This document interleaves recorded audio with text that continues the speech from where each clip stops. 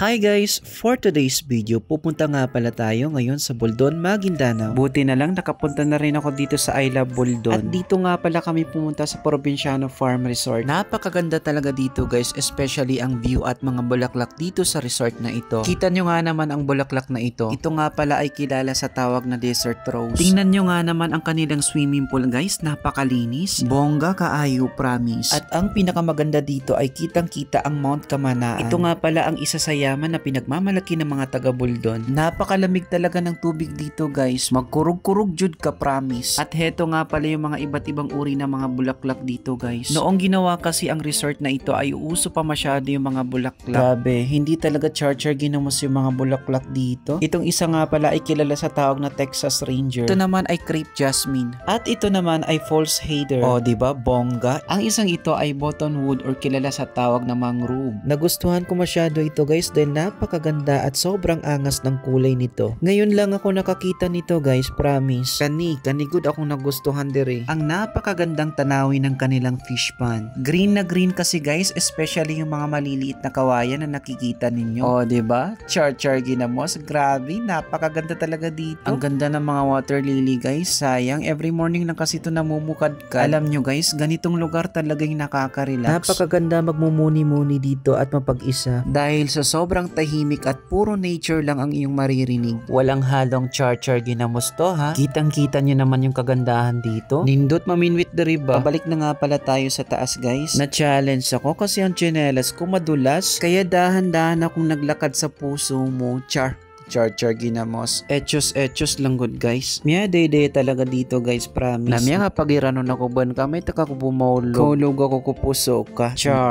Char ginamos. Tingnan nyo itong bundok Kamanaan guys, napakaganda. Itong area nga pala ay matatagpuan sa Barangay Aratok, Buldon. At ang nagmamay-ari nga pala ng resort na ito ay si former Mayor Abolais Manalao. Then also ang kanyang misis na aking auntie, si Auntie Ida, supposed to be my lola. Dahil first cousin ng aking lola. Hanggang dito na lamang guys, maraming salamat. Bye-bye!